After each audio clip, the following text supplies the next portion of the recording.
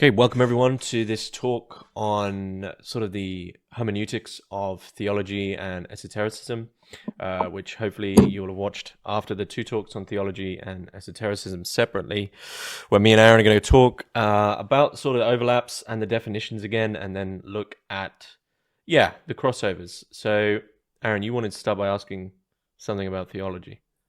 Yeah, well, for me, I did my PhD in religious studies, which sort of positions itself by definition against theology. So of course I learned about theology and stuff, but for me it's also a bit something I'd like to know more about in terms of like its history and its content and what its purpose is, you know.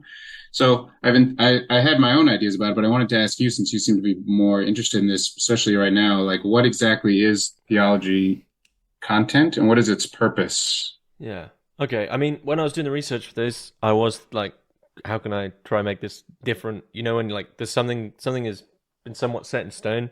Like I'm doing, for Hmm. instance, I'm doing some writing in the moment separate to this about the life of Jesus Christ. And it's like I can't do much with it because it's like that's the life and everyone's written about it. So theology really is the same. I mean, so basically it's a systematic study of, though it's systematic, we'll get to that. It's a study of the nature of the divine, or it's the study of the divine, of religious belief. And the word theology is derived from two Greek words, theos, meaning God, and logos, meaning reason. So it's basically understanding God from human reason. And that's pretty much what it is. And in terms of where it began, I mean, I guess you could say that abstractly it began as soon as I mean, at no point is anyone saying, right, we're now doing theology, but at all points, especially in biblical history, people are dealing with revelation, with things being revealed to them from God, and finding ways to like understand the legitimacy of that, and then to understand at what point reason comes into things, and how, what the connection is between God, between us, between what we believe, whether or not what we believe is true, is legitimate, is justified, etc. And that's pretty much the definition of theology, and it's pretty much rooted in scripture and tradition and in things which have been passed down. But there are separate types of theology which sometimes things get split into separate types, and it isn't they're rarely used. But I would say with theology, it's actually fairly somewhat clear that between these distinctions. And I think most of the time, most people, when they talk of theology, they're talking of systematic theology, but I'll go through them. So you have natural theology, which is knowledge about God, reason knowledge about God derived from nature. Then you have biblical theology, which, as you can imagine, is reason about God derived from the Bible. But then you could immediately start saying, well, what is the Bible? Why was that reasoned? Historical theology, which is the history of revelation, which also includes the Bible, but then it would also include tradition and how things, I guess, have changed. Then you have systematic theology, which is basically seeks to incorporate every other type of theology, from bibliology, Christology, ecclesiology, all these different ologies. Then you have dogmatic theology, which is probably what a lot of people know of through things like the catechisms, which is knowledge about God, which does include everything, but then has an emphasis on teachings, laws, rules, and has an authoritative stamp. So dogmatic theology would be like, here's the catechism that has been authorized by. I think a lot of people deal with that because not everyone has it in them to be able to theologize for themselves. So then you get given a catechism, and it's like, here's the best throughout tradition, time, history that has been authorized because there has been an agreement.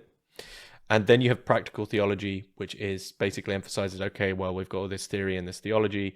What do we do with it? And that's pretty much what I've got for theology, really. I mean, that's what it is. Okay. Just quick thought that occurred to me about, Mm. not about what you said, is it usually it tells me when it's recording? Is Oh, the I'm recording on my separate thing. I see. Okay, just wanted to make Yeah, sure no worries, everything was man. cool. It's all All good. right. Well, one thing about that I find interesting is this is about reason. So there's something about this human activity doing something with this belief, with this religion, with this set of ideas, that human reason is somehow part and parcel of the activity that what theology is. So Mm. I guess what I'm thinking there is it's somehow different than I don't know, like something like mystical or revelation or I don't know, like, yeah, experience? I mean, is it more an intellectual pursuit with using human reason? Yeah, I think it is in a way. See, what you're dealing with in this term is you're always dealing with revelation, because I guess you can't pass on experiences directly. I mean, there's probably been a few accounts of mystics literally passing on experiences, or doing something that so someone is literally imbued with the experience of God.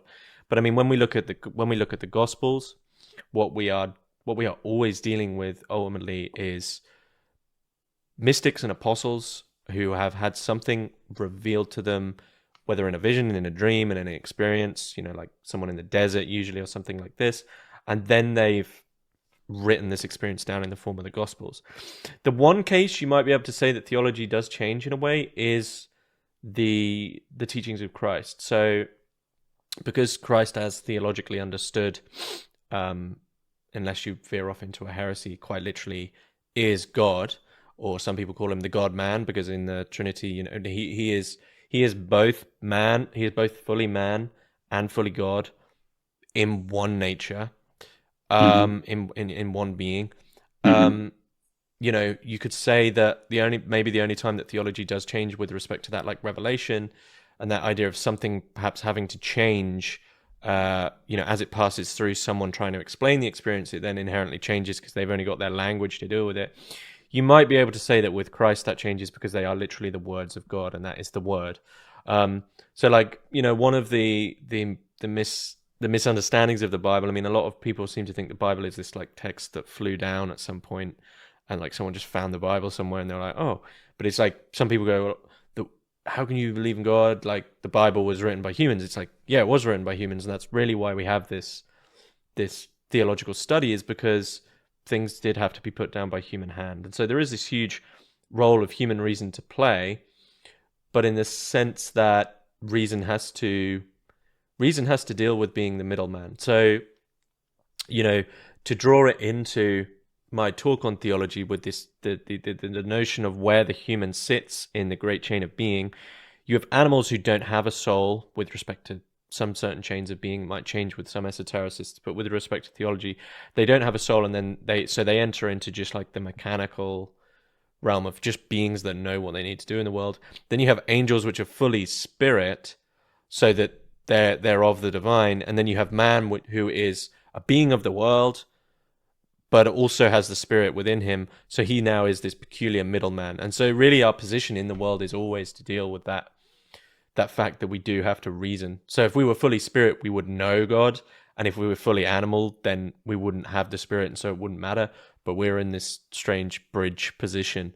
And I guess just to dip into like the esotericists on this, I mean, when you look at people like Steiner, who are like, yeah, I just spoke to the Akashic Chronicles, in a way, it's almost like you're always going to deal with this same problem again and again. It's like, even though he is directly talking to the Akashic Chronicles, he's still got to write that experience down.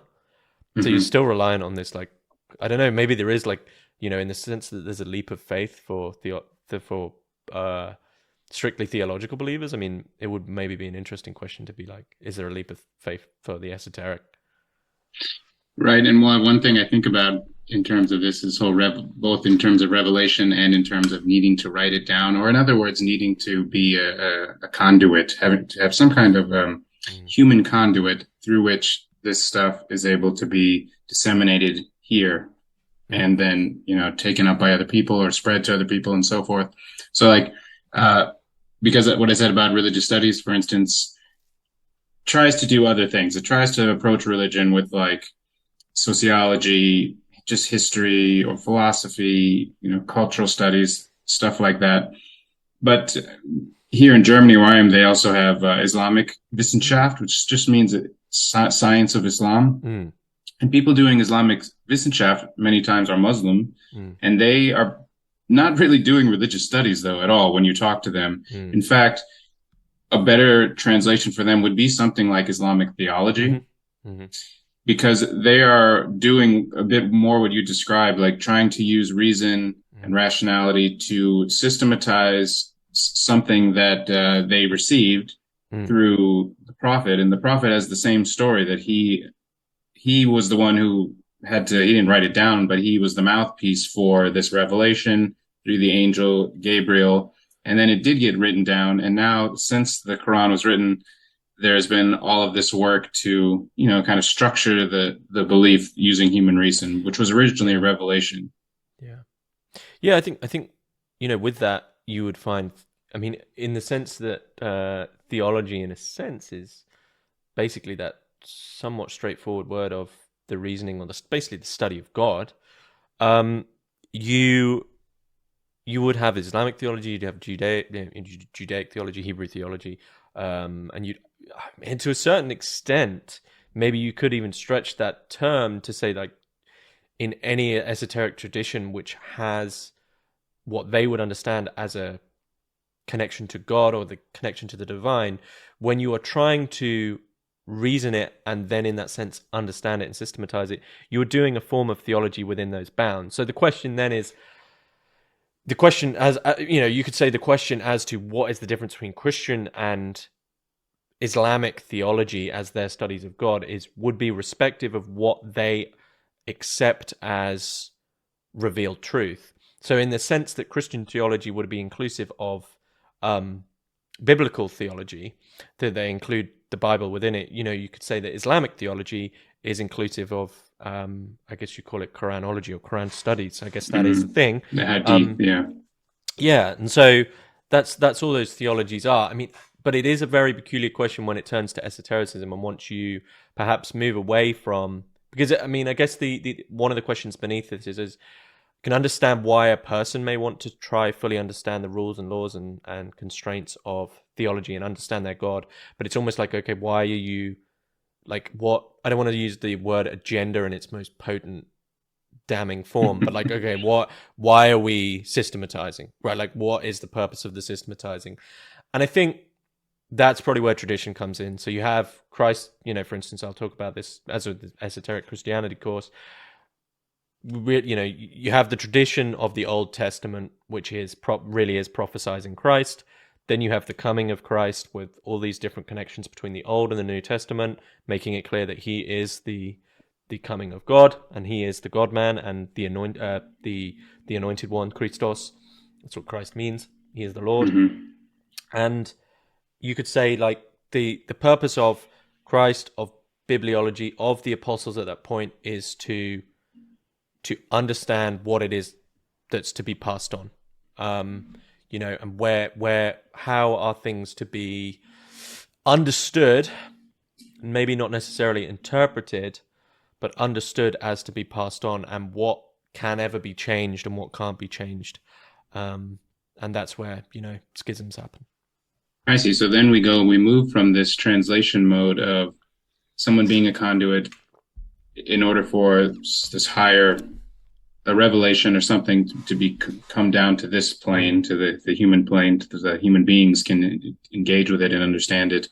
And then we move from that to kind of structuring it and systematizing it or something using human reason. And then it moves into a kind of chain of tradition of moving this thing, making sure this thing stays preserved and intact through time, through history. And I guess you could almost say that at the point where something is clearly intended to be, so you could begin with if you were to build it up like in a Socratic way, you could say, well, okay, well, what's the need to systematize it? What does that question come back to?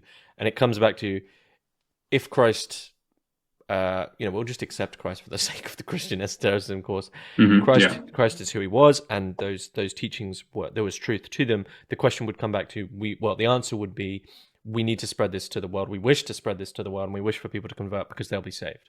And so then it's the question of that understanding being correctly passed through so that people are saved. So I guess in the sense, as soon as you begin to systematize it in the sense of, if you want to be a priest, if you want to pass this tradition along, what is this that we are all in agreement with, and how we coordinate our quote unquote Christian affairs would then be the formation of the Christian religion, right? And I mean, in those early days, it's almost good to, because now we say like Christian, we say it as a whole word.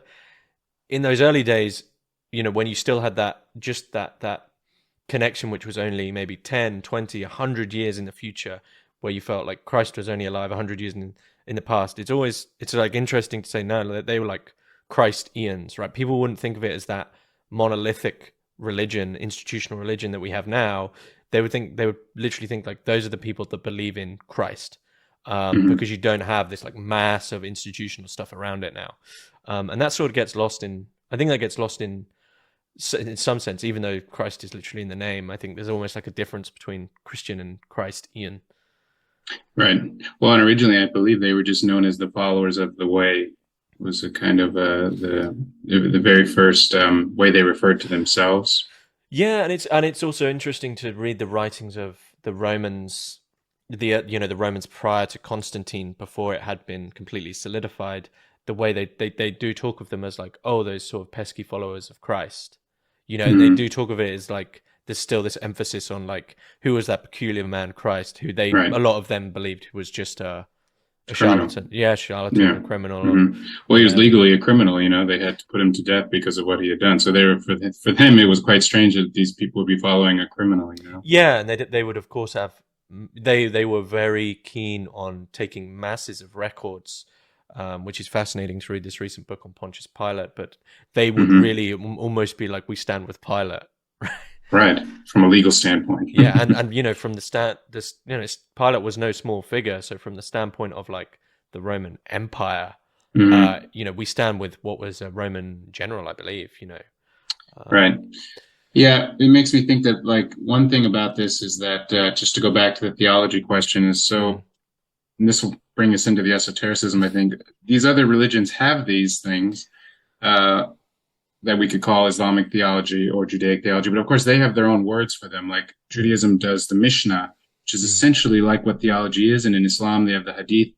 And they also have their own kind of concept for this activity, which I can't remember off the top of my head here. But theology, and so in English, we would just, because it looks the same or something, we could compare it this way, even though they have their own sort of understanding. But even though it's using human reason to do, in most cases, something similar. But what I was thinking about is interesting because this word theologia, the reason why it's theology in the Christian sense is from this word theologia and the church fathers and so forth. And so I found a interesting just quote here I wanted to read to you and see what your thoughts are on this. And this is not coming from the Latin church, though. This is coming from the Orthodox perspective about theologia and what they say about it. And so I thought it might be interesting to then, because it sounds more like what an esotericist might say, to be honest. So maybe we then talk about the differences and then move into esotericism. Sure. So there's just two quotes here that I thought were interesting. The first one is from Maximus the Confessor. Maximus says, here's the quote, "When the intellect practices the virtues correctly, it advances in moral understanding. When it practices contemplation, it advances in spiritual knowledge. Finally, the intellect is granted the grace of theology. When carried on wings of love beyond these two former stages, it is taken up into God, and with the help of the Holy Spirit discerns, as far as this is possible for the human intellect, the qualities of God." So there's the first quote. The second quote is actually from the Philokalia, which is like a book of Orthodox spiritual writings. And what this one says about theology is, theology, or theologia, denotes far more than the learning about God and religious doctrine acquired through academic study. It signifies active and conscious participation in or perception of the realities of the divine world. In other words, the realization of spiritual knowledge. End quote. And then it goes on to talk about this particular text, Philokalia, that you need to have catharsis. You have to kind of purify yourself in order to reach this level, which they're calling theology. But that's a lot. It sounds to me, this state sounds a lot like what the esotericists are also claiming. Yeah. This is a super interesting conversation. I mean, I love the Philokalia. I've read a lot of it, but there is a lot of it. What I'd say about that is, I mean, it's an interesting distinction that theology has become.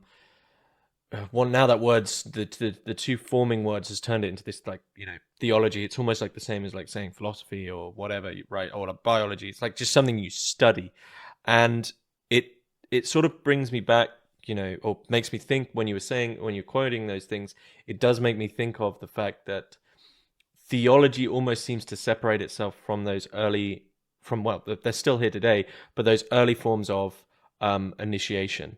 So, Right. like the word initiation has this like peculiar esoteric vibe about it, right? People get all excited, but RCIA, which is the Rite of Catholic Initiation for Adults, which has its own Latin name, there is initiation into the Catholic Church, and there is equally initiation everywhere else. And you know, in the early days, this was basic. I mean, and you know, just to give my own personal experience, mine lasted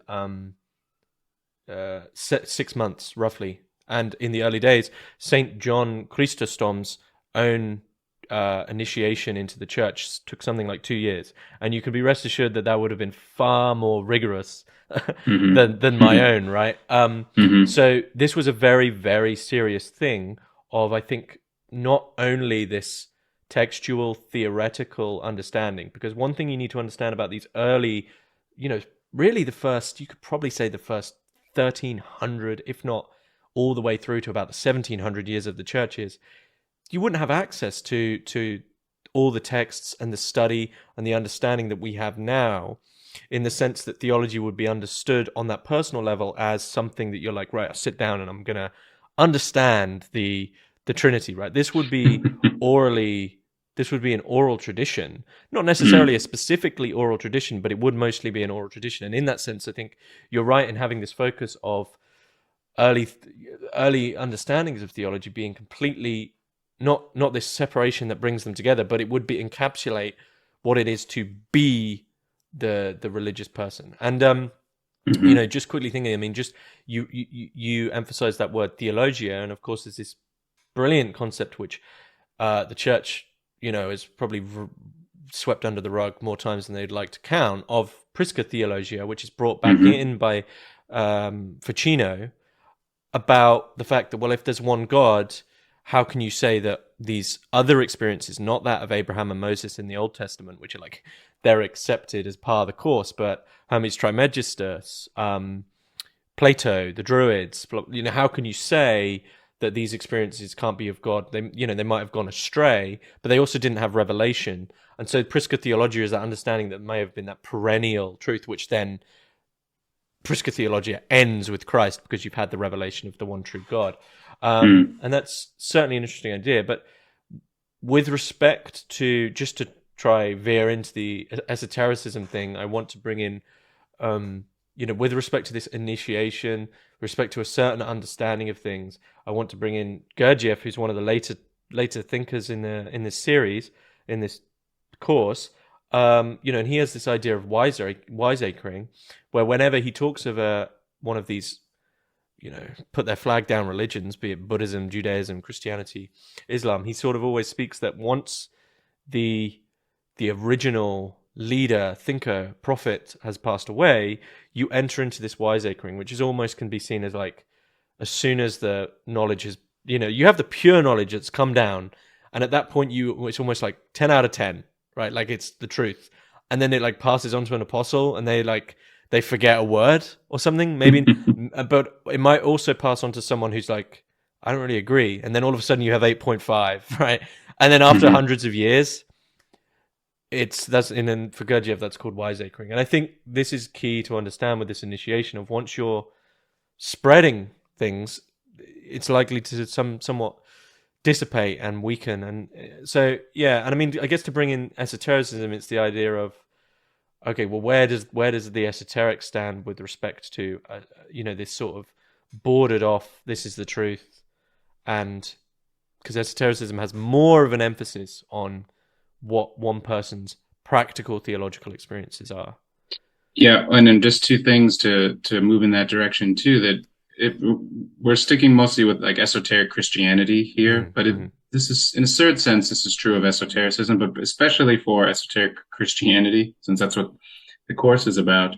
Like, especially in the modern esotericists, also like 19th century, early 20th century, have an idea about early Christianity, like Christianity before this process you described has occurred, and that somehow whatever esotericism is, whatever esoteric ideas are granting access back to this original condition, original tradition, whatever, original source of knowledge, basically.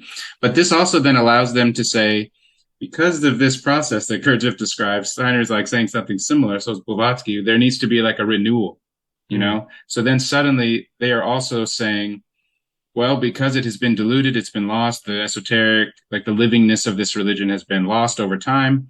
We have to renew it, which means we need like a new version of it, you know? So it's like simultaneously going back to the original stuff, but then also saying, well, now we also need to kind of make a new one, some sort of new version of this, you know. And I think Gurdjieff is saying that, I believe, and so is Steiner, and so is Blavatsky. And in this sense, which we might get into later, then suddenly they're talking about modern science too, because these are modern people we're talking about. So they have a whole other set of issues they have to deal with, you know. Yeah, and that modern connection between theology and science has often been, I think, a lot of people find it quite lazy because it doesn't take science. It doesn't really understand that what's happening in science could have that connection, which I think is what Steiner and Blavatsky is certainly seeing, is that, well, there's that it isn't like science and divine. Steiner especially is seeing, he's trying to form a synthesis or understand the synthesis. Whereas with theology, you do end up with mostly dogmatic theology, and it's really an understanding of like a protection of like we don't want people to lead astray. And so what you end up with is like, okay, there is evolution, but like God made it, right? Which is sort of like I've always found it a fairly lazy way of understanding it, because it's a sort of a get out of jail free card for dogmatic theology. Like eventually they crumble and just say, okay, well, God made it, right? Which is, I don't always think the best way to think about things. Right. And it's always interesting to me that both religious theologians and scientists go with this non-overlapping magisteria thing of Stephen Gould, where esotericists are usually not doing that and like plunging right into the middle and making a huge mess for sure, but trying to like put all these things together. Yeah, I mean, what would you say it is? What is of the esotericism? What is it that's esoteric? Yeah, well, and the science thing is part of it, but I think we should bracket that for a second. But like, especially with modern esotericism, the science question, evolution. We talked about this in the Steiner podcast episode a little bit, but that becomes a huge theme of it. It is related to the Christian part, but not necessarily, maybe not always. So, but if we're going to talk about esoteric Christianity, I put down some ideas about what exactly are we talking about. Like this book that I just read from, it's coming from the Orthodox tradition, but when you read the beginning of that chapter, he says in the Latin Church that, especially now, like theology is just seen as like the science of God. I would agree. Yeah. But then he sort of contrasts that with that other reading I just did about, it sounds almost like initiation, right? So there's like a science of God, but of course people have written about how science itself, whatever that is, also could be a kind of initiatic process, especially, this more early modern, even ancient science. It was not going into a lab per se and getting funding, and, it could have been also a sort of a spiritual knowledge, philosophical, initiatic path. Like here in Europe, everything is science. It's not like this in the US when you're in the academy. They have just different fields. But here, everything has this, in Germany, especially this Wissenschaft attached to it. Because it's all doing a kind of science, which is like self-development, which is thought to then produce a more realized being. But in terms of esoteric, the direction that we want to go with someone like Steiner and reading the Akashic Chronicles and things like this, I had to think about what I wanted to say here. And I think it's something like, there's several ways, first of all, to think about it. Esotericism can't be defined. I talked about this in my talk. It's very difficult. It's very, the boundaries of it are very blurry. So it's better to actually, in a certain sense, not think about esotericism as a thing, but as a thing in and of itself historically. But it's a thing. There is a kind of tradition of stuff that sometimes people will call esotericism, but sometimes people will call it something else, like Prisca Theologia, for example. And then there are also modern people who are attaching who are attaching things to esotericism and saying this is esoteric. Like Steiner is just saying this is esoteric Christianity. Then he's describing what this is.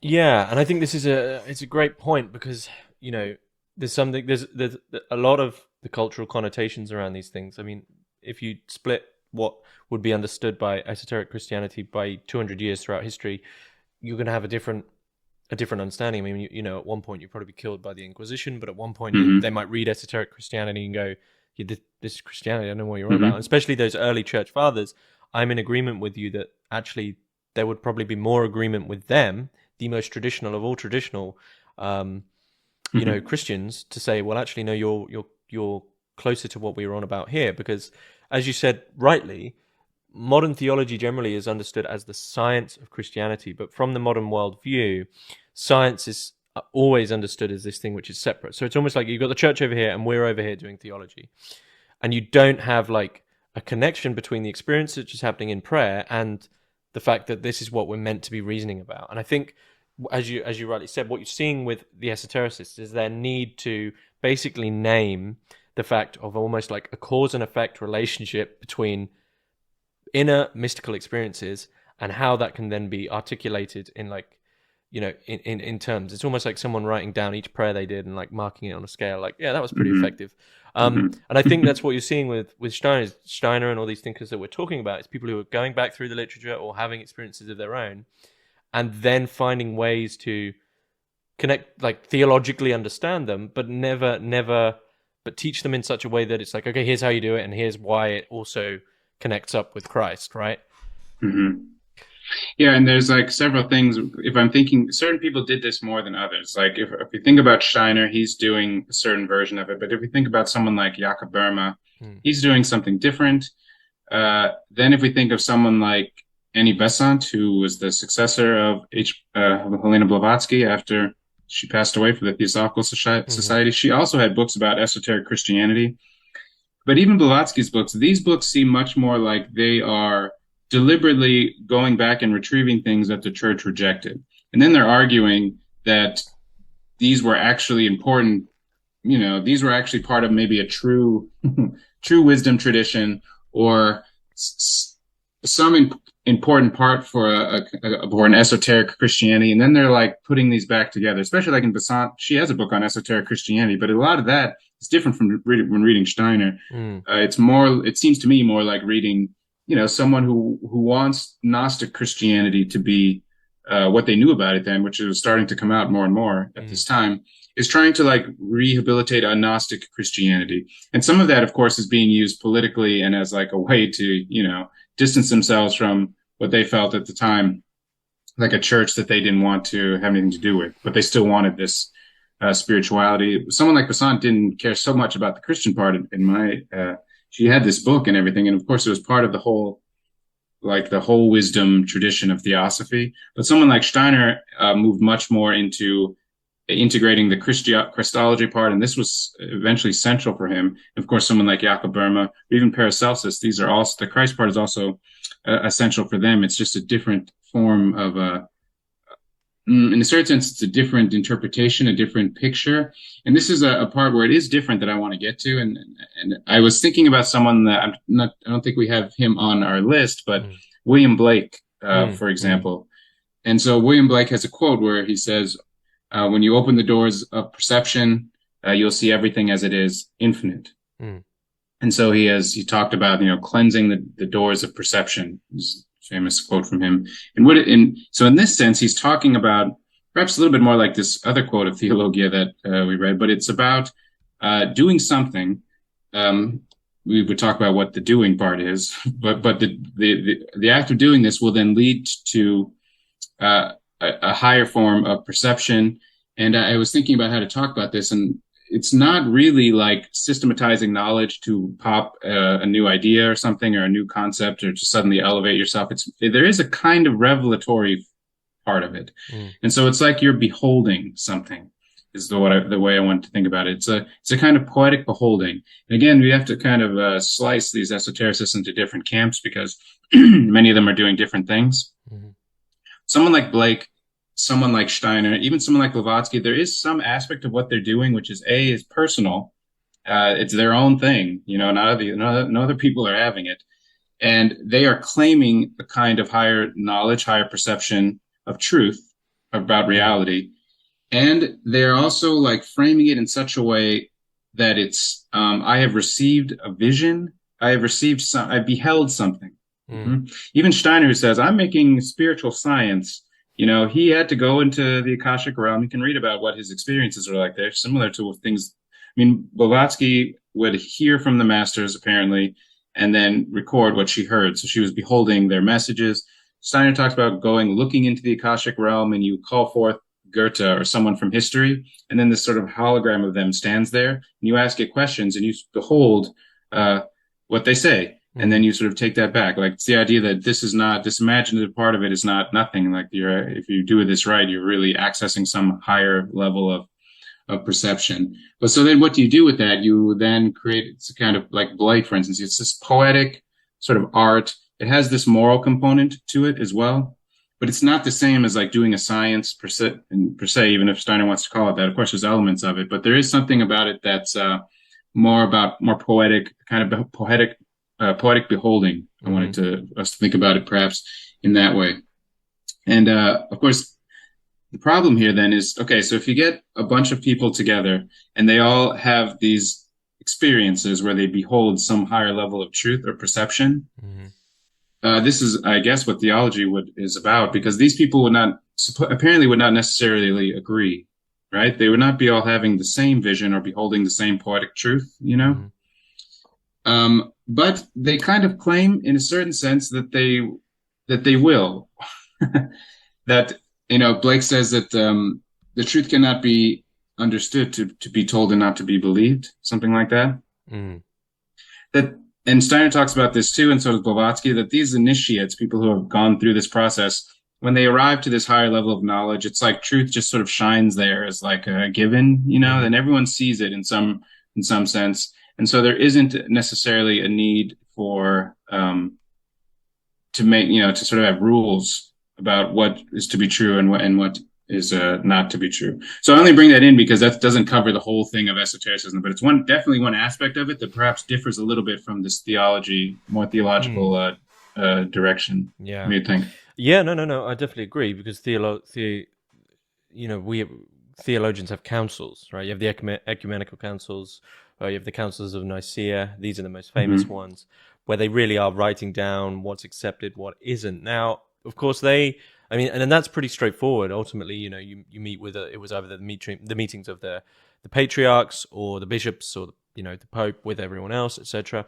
And it was usually around a certain issue, which was then resolved. Or sometimes they would meet, and you have the meeting where the Council of Trent, where the early form of the Catechism was formed, or you also have the Catechism of Baltimore, and things along these lines, where there was very specific issues. I believe there was a meeting that was actually conducted against Manichaeism. There was, where it was a very key issue.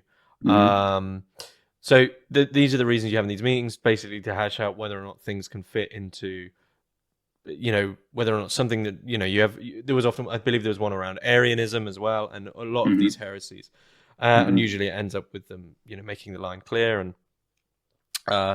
accepting certain teachings. And however, there is always this problem of what is to be done about, especially personal experiences. And this is where I guess the problem, like the key overlap between Christianity theologically defined with a hard papal stamp and esotericism. This is the point where almost both reluctantly have to meet, because one side can no longer just be like, well, it didn't happen. Because if the revelatory experiences and the mystical experiences which happen in the New Testament and have happened to countless saints post-revelation are to be true, then of course it can't be that you deny every other experience. And I mean, the church itself has actually found a theological way to deal with this, which is really that no private.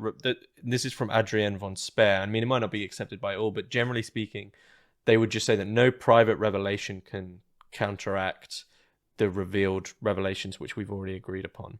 So you couldn't have like a revelation where Christ appears to someone and then counteracts, like he's like, by the way, that didn't happen, or something like that, right? It just it just won't be accepted. And it does get to this. It's a very difficult thing where you end up having these. It's almost like I can't give an answer, because theologically speaking, if the mystical experience is almost like counter or against it, it's just going to be refused, I think, in a certain way.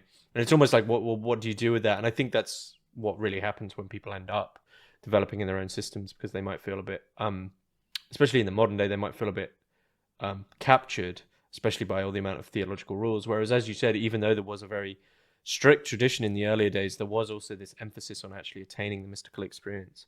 Right. And and the way this quote says about participating, I can't remember where he puts it, participating in divine realities. Participating implies that you're there.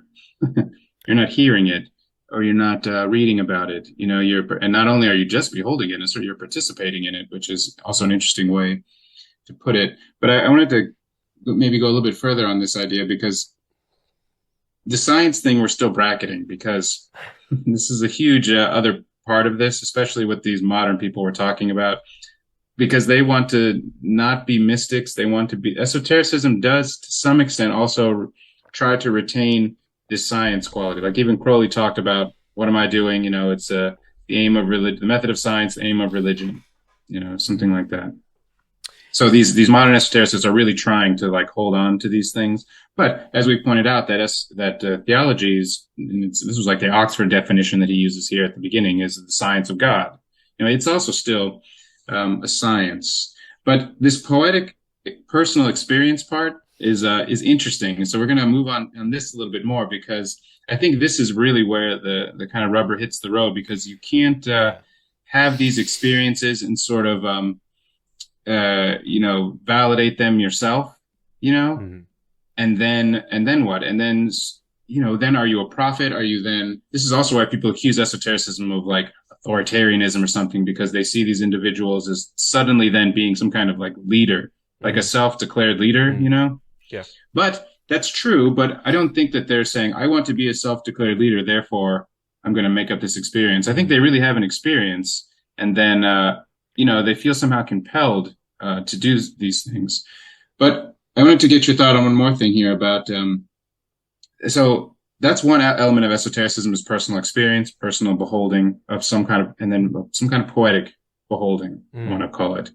But there is also, though, this idea of hidden knowledge, secret things as part of esotericism, which also comes up in theology. It's about hidden esoteric readings, interpretations of a text or of a story or of other things, maybe even an experience, but predominantly with the text, And so, as an example, I was thinking about, there's a passage in the Bible where Christ says that the knowledge of the mysteries of the kingdom of heaven has been given to you, but not to them. And he talks about this, it implies a sort of difference between the disciples' knowledge versus the multitudes. That there's somehow a kind of, by this definition, these disciples have some kind of esoteric Christianity in comparison to what is being given to the rest of the people. So you also find this. Is that your reading? I don't know if I'd agree with the reading. I'm not trying to be cantankerous, but I would just say, okay, I think that Christ would be. That's something I would probably read allegorically as him saying that when you're speaking to Christ and accepting Christ, that everyone is a disciple in a way, so they get the knowledge of Christ, whereas those who haven't accepted him haven't got it at all. But the key point there, which I have, was about being has been given to you and not to them. So you're saying it's been given. I guess that's a way. He doesn't say I said it to them. The kingdom of heaven has been given to you, the disciples, but not to them, the multitude, because in this sense they've accepted him as the Messiah. That's what we're saying. Yeah, I would say so. Yeah. But I would emphasize that there's masses and masses of various mystical Christian books called something along the line of the hidden life, or just something along that line of the internal, the hidden, the anything but esoteric, when esoteric only means simply that hidden layer, that hidden knowledge, right? Compared to exoteric, the outside knowledge. And I think it's probably a very good thing to bring in, right? That you could actually, I think it's probably even a sensible way as to why we're having this discussion, and what the cornerstone is that esoteric Christianity, obviously it's called esoteric Christianity, is lying on, would be to say, well, what if there's esoteric Christianity, what is exoteric Christianity, internal, external? And I would say actually the theology that I've been talking about, the general opinion of that, and often people's experience of the church with that type of theology, like slamming down the 700-page catechism and finding out what rule that they've just broken, right? That's most of the time is the exoteric Christianity. Right. And so, the reason, really, I want to like draw a line through the esoteric Christianity part of the course and be like, I think we were both in agreement that actually most of this is just Christianity, but it's almost like lost Christianity, Hmm. but that was completely imbued in those early church fathers. And it's almost like it's a revealing of, but it's like we're no longer revealing the hidden truth that they were talking about. We're just trying to get back to like how they saw things. And Hmm. yeah, that's a very difficult thing to do.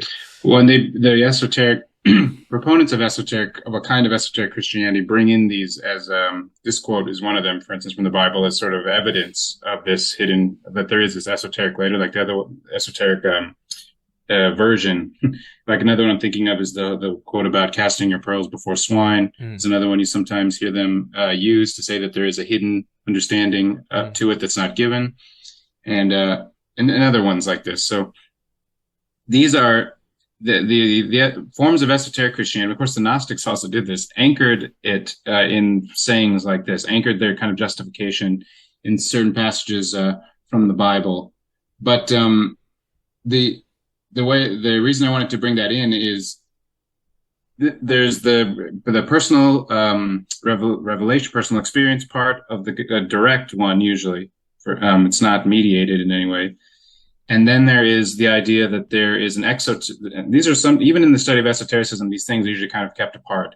Then there is another aspect of esotericism which holds to the idea that there is hidden secret knowledge that is usually of any religion, that there is this an exoteric version of the religion. Then there is this hidden part, which is the esoteric part, and that's the part that is apparently not given to everyone, not made for everyone. mm, It's a kind of specialness, to mm, this hidden secret part.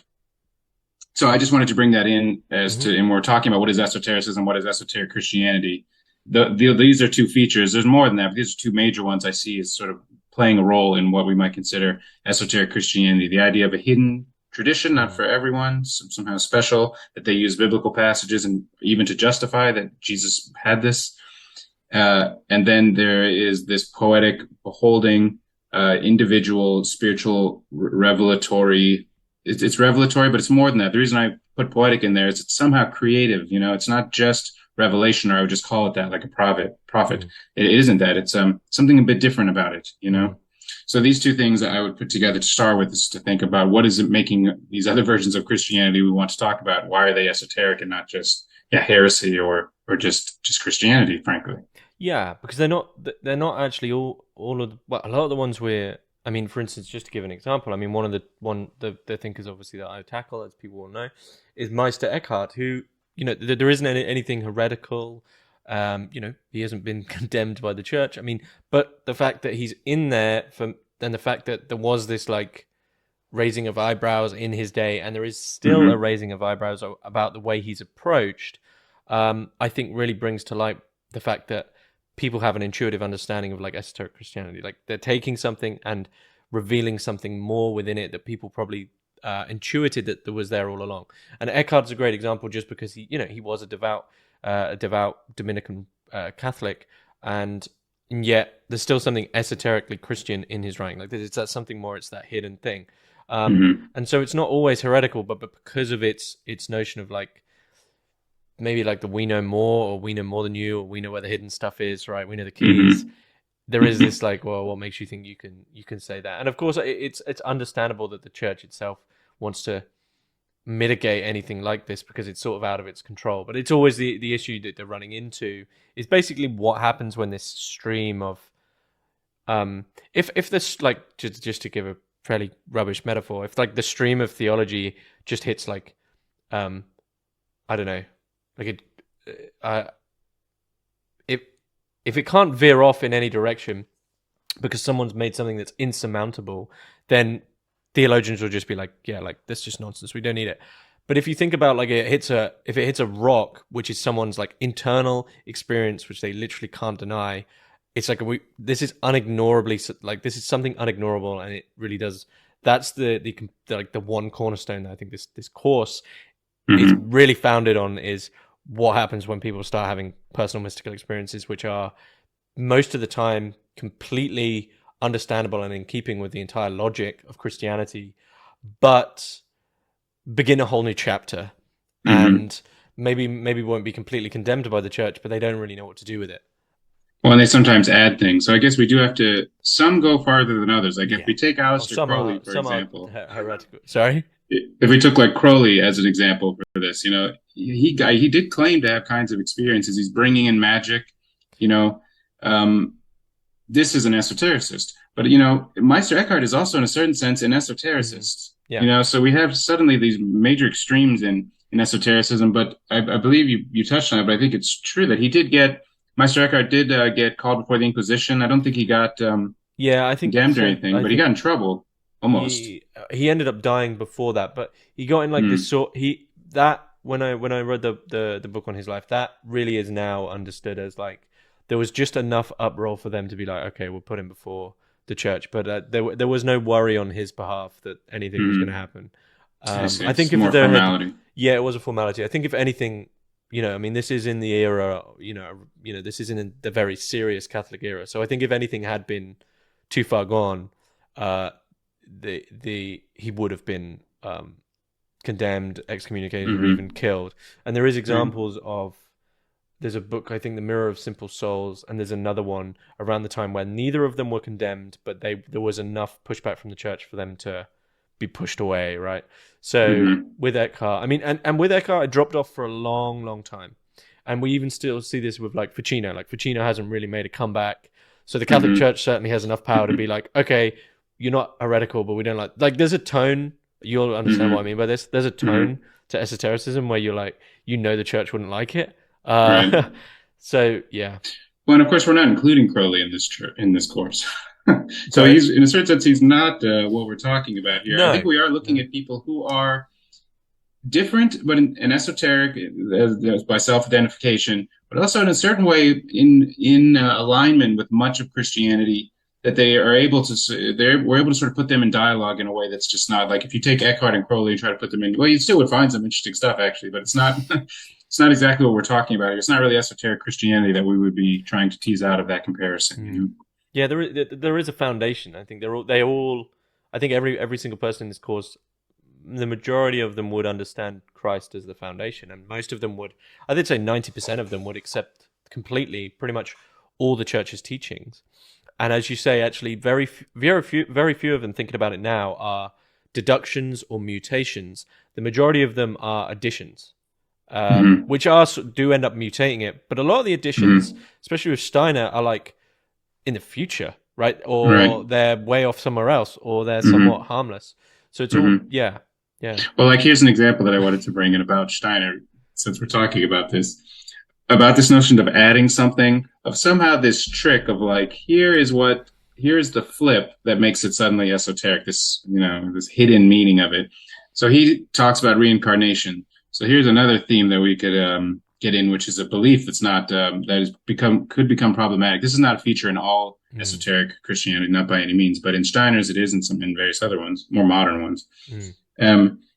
So because of this, but even in some of this Neoplatonic infused Christianities, in like in the East and in the Middle Ages, like you still find some interesting stuff there, the remnants of this Neoplatonism and so forth, in terms of transmigration of souls, but Steiner is thinking about that, but he has encountered Buddhism through Theosophy and Hinduism in a major way now. So he talks about St. Francis of Assisi, for instance. And for him, is a major figure among anthroposophists. Like he's fully respected, he's sort of seen as one of these pillars of esoteric Christianity that it's like kept it going, in this chain. But Steiner talks also about the past lives of all these people from having this Akashic Chronicles thing, right? And so he says that Francis of Assisi was the Buddha. Of course he does. So it's interesting to think about. Does that cause a problem? Like in this case, what is that adding? And no, is it a problem? I mean, it could be a problem, but I'm not sure. But this is the kind of thing we face in thinking about this, Yeah, I mean, that's the ultimate thing, is when they make these big changes, you think, well, is that compatible, right? Is there compatibility? And with compatibility basically means, well, if you're talking about compatibility, then there's something that must be accepted as the original, the traditional. and even into Christianity, of course, with the first schism, and then with Protestantism blasting out in 2,000 directions. You see this even within Christianity. Is like you make one tiny change, and all of a sudden it spirals out. And yeah, I mean, and this is so it's interesting just to think about where the key overlap between theology and esotericism is, and ultimately it's in the thing which modern theology has not necessarily gotten rid of, but tends to just walk over and run past, which is the experiential aspects of theology. And you can probably see why it does that, because it's very difficult to quantify in any sense of rule making or law making. And I think in a sense it's led a lot of Christians to keep quiet about maybe their own experiences of things or their own understanding of things. And I guess what esotericists are trying to do is something very difficult of saying, well, like, I can't, it's, it's like you believe the base, the base foundation of theology, and then you yourself have got an add-on package that you can't deny it. So then the work begins of, well, maybe there's something more in the revealed truth, which means this is compatible. And I guess that's the midpoint that we're dealing with. Well, and I don't think modern theologians think this way, but like in the past, particularly maybe in the Middle Ages and in the ancient world, up until maybe the middle of the 19th century, but I'm not sure. But this is the argument like the Theosophists make when the Theosophical Society is founded, that this understanding of theology that as initiation that I brought in, like, this is a thing, this is the point. But it's not being offered to everyone. It's sort of being only granted to the priest class in a certain sense. This is or the group of theologians. It's interesting because I'd have to look and say, what do they think about monks? I think they think in a certain sense in the Middle Ages that monks were also doing this. I mean, and even in a monastery, that's you're not even gonna just walk into a monastery and get the teachings. I mean, but it's not that simple, because you have to, of course, devote yourself to doing a lot of hard stuff to be a monk. But so maybe it's sort of simplistic the way that Theosophists present this in a certain sense. But they do say they try to make an argument like in all the religions, not just in Christianity, but since they're coming from this Western standpoint, that the goal is initiation for people, but that it's somehow been hoarded in a kind of elite class, we could say. And so therefore what we're doing is democratizing this special knowledge, and we're like offering it to everyone. It's interesting then, we do this in the study of esotericism as scholars sometimes, like thinking about that moment, then going to like the 60s, where you have Charles Manson. I mean, there is an interesting thing about this is what we're coming back to with theology. Like, theology is a lot of things, but one of the things it's predicated on is sort of trying to make some kind of bubble around dangers like that, of just anyone having these experiences and then going off. And of course, they dealt with this a lot in history, the Catholic Church. But there is that kind of argument in there about what these in the modern world, what these esoteric truths are. That these personal experiences that you talk about, like, this is, people want this, and this is in a certain sense the point. But is it acceptable? Is it not? Is it accessible? I think this is one of the things why people would look at esoteric Christianity and get all excited, or something. Yeah. I mean, where does the term arise? Where does this start? This term, esoteric Christianity. Well, esotericism. Yeah, esoteric Christianity is a really strange thing to concept, to put these two words together, and I think we'll be wrestling with that the whole course, because I have no idea where that first idea comes up. I mean, because it could have been called different things, but still referring to it. Just to quickly butt in, I would personally say that in terms of literally that like two words like that, esoteric Christianity, extremely modern. But as soon as people saw it, I think a lot of people intuitively understood that it's been around for a very, very long time. Right, called something else, perhaps. I mean, or just even understood that it was Christianity. Like I said, I think a lot of early Christians would be like, okay, a lot of this esoteric Christianity stuff is what we were doing. Like, if you brought someone in from the Middle Ages, from Central Europe, and then brought them to esotericists, now, there might be a lot more overlap than we would tend to realize, Yeah, exactly. Yeah, and of course it's called different things. But, well, so to just focus on the term esoteric, I mean, I like calling it esoteric Christianity, even though it's like the last thing you probably should call it, and no one should be writing like a scholarly article called that, because it really is not some kind of historical thing called esoteric Christianity that it will be easily defined or that you could like point to. And nevertheless, it has a certain ring to it, that captures people's attention. Mm-hmm. Um, but the term esotericism is actually was a modern term. I mean, the first usage of it is in the 1700s in a German text, and he's actually referring to in this text to the esoteric order of Pythagoras, is what he calls it, and the kind of teachings of this pagan stuff. That's really the only. I mean, of course, people have to do more digging, but to now, the first place we found it is in 1700s in Germany. You then start to see it a little bit in France, a little bit later in French. And then in the 19th century, especially the second half of the 19th century, it just explodes. And of course, Steiner uses it. And at this point, people are using it. But long before that, though, what you did have was occultism. Maybe not long before, but several hundred years. You had the word occult, as you mentioned, as being hidden. But occultism is like a substantive, noun or something. That has a couple of years history, a couple hundred years history prior to esotericism. What's really interesting about that, though, is that was always used, though, in the context of natural science. And like, for instance, when Newton and Leibniz were fighting, about their calculus and gravity and so forth, they would accuse each other of occultism, this sort of hidden, talking about hidden things in nature that only you somehow with your abilities have access to.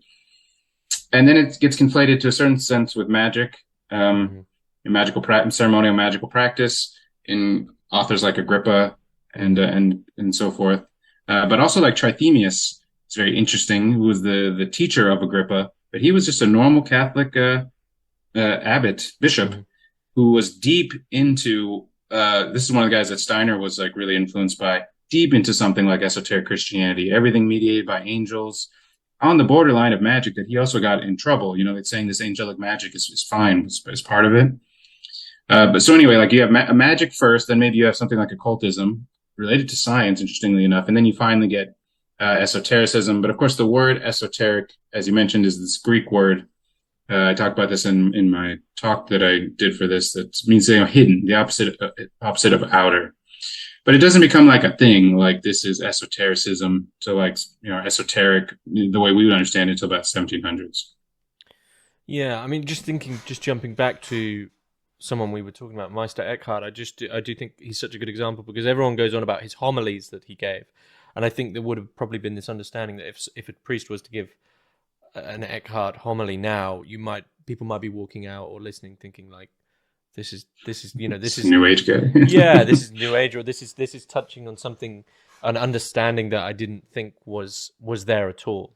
And it's funny, you mentioned the esotericism in relation to the idea of Pythagoras, and it pretty much, I think, historically, it's absolutely definite that whenever there has been any type of pretty much serious teaching or group work that might have some connection to the divine, there has always been an exoteric and an esoteric. Like you pretty much can't find an example which is not like that. Like fully transparent or something. Yeah, and then later on, there's also the mesoteric, which Gurdjieff talks about a lot, which is like, I think a lot of people are mesoteric, like they just haven't quite broached it, and he sees that as this key in between.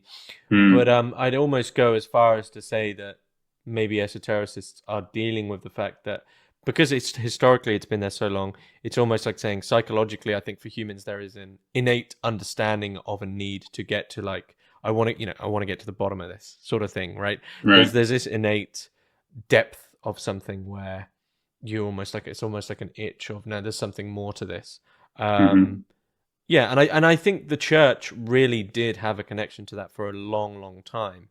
But it slowly got lost, and a lot of that is to do with the Protestant Reformation. Unfortunately, they had in removing the sacraments, which the sacraments still are, of course, are this very clear symbolic acknowledgement and entry into deeper things. I mean, if you believe in the true presence of Christ in the Eucharist, you are quite literally stood before the presence of Christ and eating his flesh. If you believe in the sacrament of confession, you believe that your sins are being washed away as you speak, etc., etc. Yeah, those are sort of the initiatory elements. In a way, yeah. And so the prior to the Protestant Reformation, when we talk about esoteric Christianity, you wouldn't normally put down those things because they're so common. But I think the way they were intuitively understood then is actually different to today, where they've just become these theologized symbols. And the Protestant Reformation comes along and rips those out, and with it actually rips out a lot of the mystical stuff and really imbues itself in industrialized, what we'd say, very early modern culture. And the Catholic Church followed suit. This is the argument of Juan Culiano in Eros and Magic in the Renaissance. Mm-hmm. The Counter-Reformation. Yeah, and they follow suit also by trying to do a Counter-Reformation, but also keeping their sacraments, but dulling down the mysticism to try appease this new modern man that's coming about. And in doing so, we've ended up where we are, which is people actually reaching then for esoteric Christianity, which before this event was alive and well. And it's interesting what you say, because a lot of even though Protestantism did do what you were saying, a lot of the modern esoteric Christianity starts in Germany, maybe because they're dealing with this problem that you described, like the Rosicrucians, Jakob Bohme, these various mystical groups, Steiner, obviously, but there is a whole interesting tradition there in Germany. That's Friends of God is one aspect of it, just like super mystical. And it does inform a lot of later esoteric versions of Christianity. I mean, I think we've touched on a lot. I'm just trying to think if there's any key things about esotericism that we haven't touched upon. I mean, a lot of the questions that I could ask, I think, are self-evident. Like, why is esotericism shunned? And really, that's because it's against the church teachings. Whether or not there can be like an objective esotericism. I mean, really, that's like a leap of faith under a teacher, I guess, right? It's like, okay, I found a lot of truth with Steiner, so I sort of stay with him. But because they're so open to subjective readings, I don't think there's ever a point where these people feel like you're not gonna get excommunicated from anthroposophy for Steiner if you say, well, I've had this. Or would people do actually? Yeah, people have actually. In fact, there's a woman who got the stigmata, since we were just talking about that, and she lives in a house. Goetheanum is up here in Dornach, on a hill. At the bottom, there's a house where she holds her meetings, and I wouldn't say she's excommunicated, but there's you can get literally booted out for sure. But she, there's this clear separation, partly because she had these, she got the stigmata. She claims to not eat, and published these books that were like super intense Christian books, in the borderline Catholic. And so this was also a problem for some anthroposophists, and even like when Tomborg joined the Catholic Church, he has now a somewhat complicated relationship now as an anthroposophist or not among people who are really into the Steiner movement. But I did want to mention one thing on that is like the 60s might be one example of, could there be something like an orthodox esotericism, like the whole notion of like the age of Aquarius. There was this kind of feeling of like, all this esoteric stuff is going to become mainstream. In fact, all the way up until like 2012, you had this. Of course, it wasn't everyone. Perhaps it wasn't even really the majority, but there was like there can be, I think, a kind of feeling of like, oh, this will become the norm. Among esotericists. Of course, Steiner does say stuff like that. The final thing I wanted to ask you, actually, that I had worked out, and I wonder if we could go with this or not, in terms of like exoteric versus esoteric understanding. So if someone is listening to a sermon, they're getting something to think about, right? They're sitting there in the audience, listening to a sermon, getting something to think about. If we move then to theology, the science of God, using reason, then we're systematizing something, the Bible, belief, usually through interpretation, or through rules or something. But then the next step to that, which according to this book, theology actually supposed to bring you to, or is theology, is this poetic visionary beholding, the experience of, or the participation in divine realities. And that esoteric Christianity, and many also, though, Catholic saints and in the older times, theologians, as we mentioned, that it's this level that is like, whether it's called esoteric or not, that esoteric Christianity claims to and access to, right? Yeah. And this is absolutely in the literature of completely accepted saints, right? Like, so two of the best examples of this, and you'll find this in a lot of Carmelite literature, especially because the Dominicans are focused on going out and teaching very strict theological stuff. The Franciscans were focused on the poor. I can't remember, the Augustinians have their own focus. But the Carmelites were always focused on the prayer of the heart and on prayer in general. So that's where you find the mystics, very severe mystics a lot of the time. But for instance, Saint Teresa of Avila's The Interior Castle. I mean, the seventh castle the sixth castle, you're having visions, you're seeing apparitions, you're having experiences, I believe, almost potentially of levitation, and a ton of suffering. And then once you finally get into the seventh castle for her, that's full union with God in this sort of rapturous state of mystical bliss, right? So these experiences are absolutely within the literature. But I think where the divide, as you're saying, is with esotericism, it's like, it's not a possibility that this might happen to you. It's like, that's why we're here. That's why we're all here, is to try and get there. With the church, there is almost this split between like parishioners who are going along doing their obligations, but they are still normal people in the world who happen to be Catholic, or Catholics in the world, right? And then there are people who are trying to have the experience. And I think that one of the key differences, as you sort of have pulled out there, is that the Catholic Church or Christian churches won't really promote, like, you won't go to a homily and then at the end someone's like, guys, we try to get one step closer to like having a rapturous vision of God, right? It's not participation in divine realities. It's not why we're here. But once again, going back to those early church fathers, there are so many of them say the purpose of man is to become a saint, which would include that kind of mystical experience. And I think what's happened is people don't take that seriously. Like, people don't think that could happen. So you go along to church, you do your thing, and that's enough for a lot of people. But there still is this like hidden emphasis on like, no, those things are still here. You could become a saint, and it's almost like been pushed away as a reality that could ever happen to quote unquote normal people, right? And whereas for esotericists, I think because they think they can't find that in the church, that's why you end up having this thing called esoteric Christianity, where it's like, no, it's completely fine. That's just been tucked away, or we've forgotten about the history, and so you end up feeling that those aren't potential possibilities that could happen within that way of doing things, and so people start going elsewhere because they might have had a little experience, and they're thinking, well, I want to grow spiritually more, right?